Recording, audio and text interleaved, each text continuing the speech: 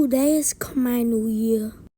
Before we were not wet, and now we are wet.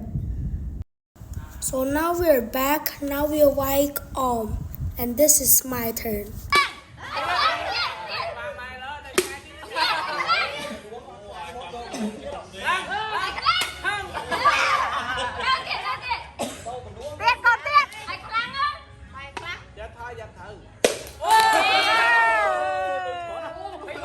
Chọn chứ là bạn là ông phải chứ.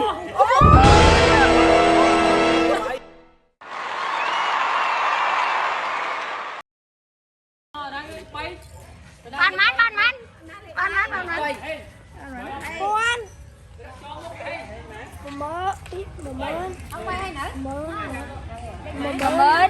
mến này đi mến thèm 3 7 4 10 ba chữ lóng tay sai của thầy. Pi mơn bay buồn YouTuber ban pi mơn bay buồn đã gặp bay thôi nhưng bay mệt đòn anh ấy lại lên thôi chứ phone thế này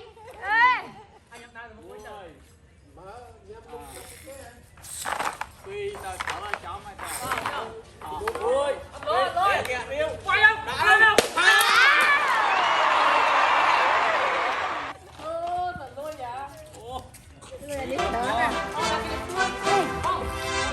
lùi đi chở nè cái đây chở nè bạn mát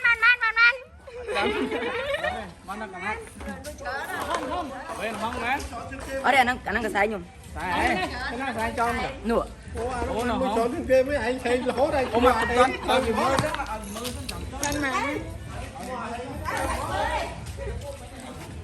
Ủa hay quay khăn mà. Nó đi thôi xong luôn. mười anh khơi được tích còn bài không tranh bao nghĩa anh lại chơi trong nhà Bà lấy thử con kia thôi. Bà lấy thử còn đang bỏ phi chung rồi hay nhau vậy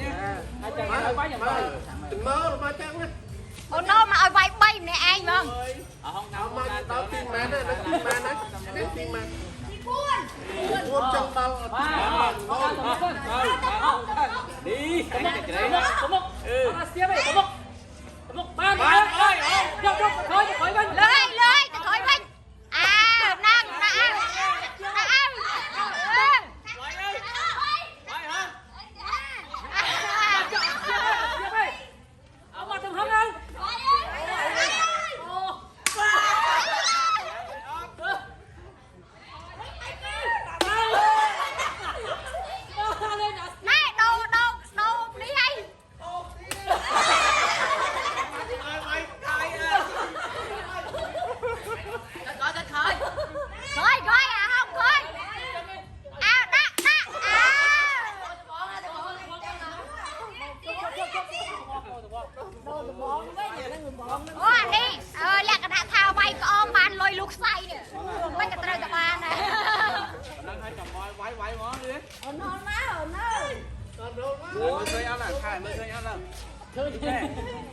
Quay, nghĩa quay đó.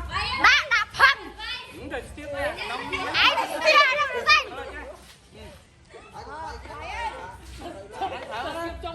À đã. Thở đi. Rồi, quay. Hăng. Mà lên thở này.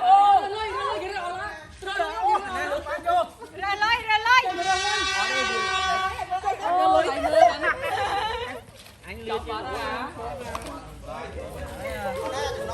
Con là cái chuyện nôn không cho nôn hay đang camera bông hai việc cho nôn mới chết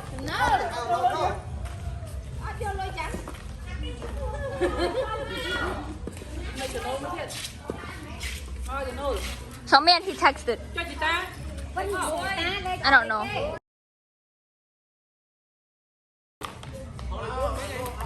Let me see on the tablet. cái lá cô lên trang lên đúng bông đi ấy ai chị trang Chạy cua mà bị chết mà. Sống biết là bị chết đều chân mà